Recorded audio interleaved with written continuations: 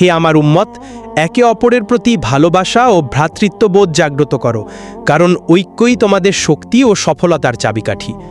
হে আমার উম্মত, নামাজকে তোমাদের জীবনের কেন্দ্রবিন্দু বানাও। এটি তোমাদের অন্তরের প্রশান্তি ও আল্লাহর সান্নিধ্যের পথ।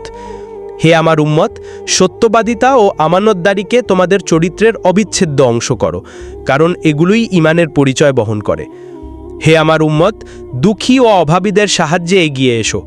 দান সদকা তোমাদের ধন সম্পদকে বরকতময় করে এবং তোমাদের হৃদয়কে কোমল রাখে। হে আমার উম্মত, ধৈর্য ও কৃতজ্ঞতাকে তোমাদের জীবনের সাথী করো। বিপদে স্থির থাকো আর নিয়ামতে আল্লাহর প্রশংসা করো। হে আমার উম্মত, গুনাহ ও পাপ থেকে দূরে থাকো এবং তাওবার দরজা সর্বদা খোলা রেখো, কারণ আল্লাহ ক্ষমাশীল ও দয়ালু। হে আমার উম্মত, জ্ঞান অর্জনে ব্যস্ত থাকো, কারণ জ্ঞানই তোমাদের অন্ধকার থেকে আলোর দিকে নিয়ে যায় এবং উত্তম সিদ্ধান্ত নিতে সাহায্য করে। হে আমার উম্মত, পরিবার ও প্রতিবেশীর অধিকার রক্ষা করো, কারণ সমাজের শান্তি ও স্থিতিশীলতা নির্ভর করে তোমাদের পারস্পরিক দায়িত্ববোধের ওপর। হে আমার উম্মত, জীবনের প্রতিটি কাজে মধ্যপন্থা অনুসরণ করো। অতিবাদ ও উদাসীনতা উভয়ই ক্ষতিকর, ভারসাম্যই প্রকৃত সাফল্যের পথ। হে আমার উম্মত, আখেরাতের প্রস্তুতি নিয়ে জাগ্রত থাকো। পার্থিব জীবন যেন তোমাদের চিরস্থায়ী জীবনের পথে বাধা হয়ে না দাঁড়ায়। হে আমার উম্মত, অন্তরকে হিংসা, বিদ্বেষ ও অহংকার থেকে মুক্ত রাখো, কারণ পবিত্র অন্তরই আল্লাহর প্রিয় স্থান। হে আমার উম্মত, জিহ্বাকে সংযত রাখো। মিথ্যা, গীবত ও পরচর্চা থেকে বিরত থাকো, কারণ কথাই তোমাদের জান্নাত বা জাহান্নামের কারণ হতে পারে। হে আমার উম্মত, পিতামাতার সেবা ও সম্মানকে তোমাদের জীবনের শ্রেষ্ঠ আমল বানাও, কারণ তাদের সন্তুষ্টিতেই রয়েছে আল্লাহর সন্তুষ্টি। হে আমার উম্মত, ন্যায় ও ইনসাফের পথে অটল থাকো। কারো ভয়ে বা লোভে সত্য গোপন করো না, কারণ আল্লাহ ন্যায়পরায়ণদের ভালোবাসেন। হে আমার উম্মত, লজ্জা ও শালীনতাকে তোমাদের পোশাক বানাও, কারণ হায়া ঈমানের অবিচ্ছেদ্য অংশ এবং এটি তোমাদের মর্যাদা বৃদ্ধি করে। হে আমার উম্মত, প্রতিটি কাজের শুরু ও শেষে আল্লাহকে স্মরণ করো, কারণ তার জিকিরেই অন্তরের প্রশান্তি ও কাজের বরকত নিহিত। হে আমার উম্মত, ক্ষমাশীল হও এবং অপকারের বদলে উপকার করো, কারণ মহান আল্লাহ ক্ষমাকারীদের ভালোবাসেন এবং তাদের পুরস্কার দেন। হে আমার উম্মত, রিজিকের চিন্তায় অস্থির হইও না, আল্লাহর ওপর তাওয়াক্কুল রাখো এবং হালাল উপার্জনের পথে কষ্ট স্বীকার করো। হে আমার উম্মত, প্রতিদিনের কর্মপরিকল্পনায় কোরআন তেলাওয়াত ও দোয়ার সময় নির্দিষ্ট করো, কারণ এগুলোই তোমাদের রুহানি শক্তির উৎস। হে আমার উম্মত, মৃত্যুকে স্মরণ রাখো, কারণ মৃত্যু স্মরণই তোমাদেরকে গাফলতি থেকে বাঁচাবে এবং নেক আমলের তাগিদ দেবে। হে আমার উম্মত, অহংকার ও দম্ভ থেকে বেঁচে থাকো, কারণ আল্লাহর দরবারে সবচেয়ে প্রিয় সেই ব্যক্তি যে বিনয়ী ও নম্র। 22 হে আমার উম্মত, প্রতিবেশী, এতিম ও অসহায় মানুষের প্রতি সদয় হও, কারণ তাদের হাসি তোমাদের জন্য জান্নাতের পথ সহজ করবে। 23 হে আমার উম্মত, সময়ের মূল্য বোঝো। প্রতিটি মুহূর্তকে আল্লাহর ইবাদত ও মানুষের কল্যাণে কাজে লাগাও, কারণ সময়ই সবচেয়ে বড় সম্পদ। 24 হে আমার উম্মত, বিপদে আপদে আল্লাহর দরবারে কান্না করো, কারণ মুমিনের অশ্রু আল্লাহর গজব নিভিয়ে দেয় এবং রহমত বর্ষণ করে। 25 হে আমার উম্মত, ঈমানের দাওয়াত মানুষের কাছে পৌঁছে দাও, কারণ একজনকে হেদায়েতের পথ দেখানো হাজারো ইবাদতের চেয়েও উত্তম। 26 হে আমার উম্মত, মসজিদকে তোমাদের হৃদয়ের কেন্দ্র বানাও, কারণ মসজিদে বসা ইবাদতকারী আল্লাহর বিশেষ রহমতের অধিকারী হয়। 27 হে আমার উম্মত, খারাপ সঙ্গ এড়িয়ে চলো এবং নেককার মানুষের সাথে উঠা বসা করো, কারণ সঙ্গীই তোমাদের চরিত্র ও ভবিষ্যৎ গড়ে তোলে। 28 হে আমার উম্মত, রাগ ও ক্রোধকে নিয়ন্ত্রণ করো, কারণ রাগ শয়তানের দান এবং তা ধ্বংস ডেকে আনে। ধৈর্যই তোমাদের বিজয়ী করবে।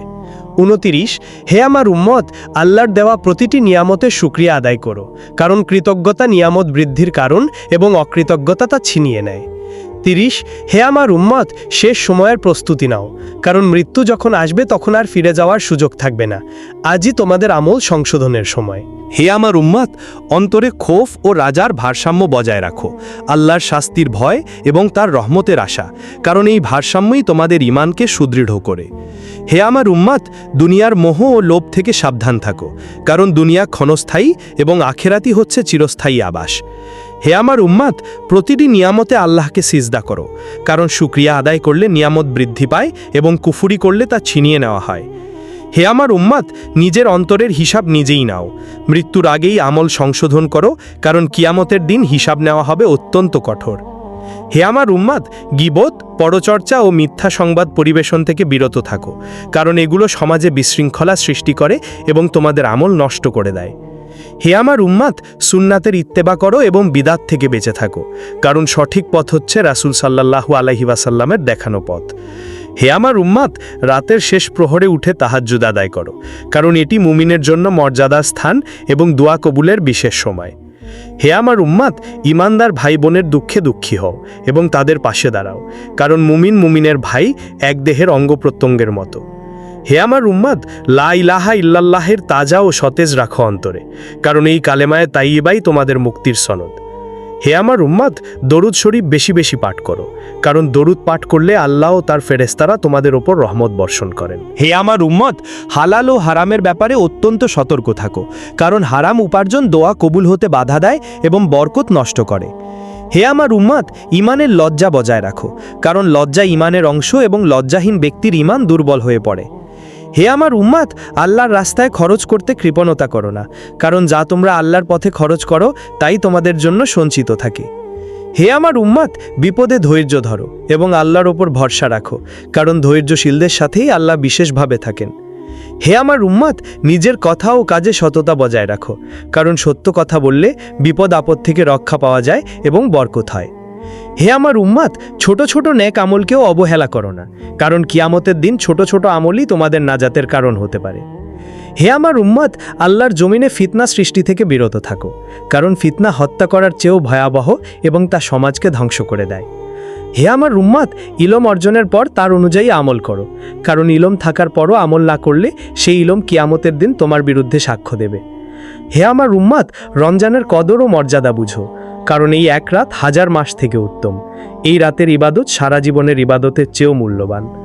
হে আমার উম্মাদ, মৃত্যুর পরবর্তী জীবনের জন্য প্রস্তুত হও, কারণ কবরই হচ্ছে আখেরাতের প্রথম পড়ার ঘর, সেখানে সফল হলেই প্রকৃত সফলতা। হে আমার উম্মত, দুনিয়াতে এমনভাবে চলো যেন তুমি একজন মুসাফির, কারণ মুসাফিরের কোনো স্থায়ী ঠিকানা নেই। হে আমার উম্মত, অন্যের ত্রুটি ধরার আগে নিজের ত্রুটি সংশোধন করো, কারণ নিজেকে চেনাই প্রকৃত জ্ঞান। হে আমার উম্মত, আল্লাহর পথে কষ্ট স্বীকার করতে ভয় পেও না, কারণ কষ্টের পরেই রয়েছে সহজই এবং জান্নাত। হে আমার উম্মত, মৃত্যুর পর কবরের জীবনের জন্য প্রস্তুত হও, কারণ কবর হয় জান্নাতের বাগান অথবা জাহান্নামের গর্ত। হে আমার উম্মত, কিয়ামতের দিনের হিসাবের ভয় অন্তরে রাখো, কারণ সেই দিন কেউ কারো কোনো কাজে আসবে না। হে আমার উম্মত, আল্লাহর ভয় এমনভাবে রাখো যেন তুমি তাকে দেখছো, না পারলে মনে রাখো তিনি তোমাকে দেখছেন। হে আমার উম্মত, প্রতিদিনের শেষে নিজের আমলের হিসাব নাও। নেক আমল হলে আল্লাহর শুকরিয়া আদায় করো, আর গুনাহ হলে তাওবা করো। হে আমার উম্মত, ইসলামী ভ্রাতৃত্ববোধকে মজবুত করো, কারণ মুমিনরা এক দেহের মতো, এক অংশে ব্যথা হলে সারা দেহ জ্বরে কাঁপে। হে আমার উম্মত, দাওয়াতের কাজে নরম ও কোমল কথা ব্যবহার করো, কারণ কোমল কথা পাথরকেও গলিয়ে দিতে পারে। হে আমার উম্মত, আল্লাহর দেওয়া প্রতিটি মুহূর্তকে কাজে লাগাও, কারণ সময় ফিরে আসে না এবং হারানো সময় কখনো ফেরত পাওয়া যায় না। হে আমার উম্মত, জান্নাতের আশা এবং জাহান্নামের ভয়ে ইবাদত করো, কিন্তু মূল লক্ষ্য রাখো আল্লাহর সন্তুষ্টি অর্জন।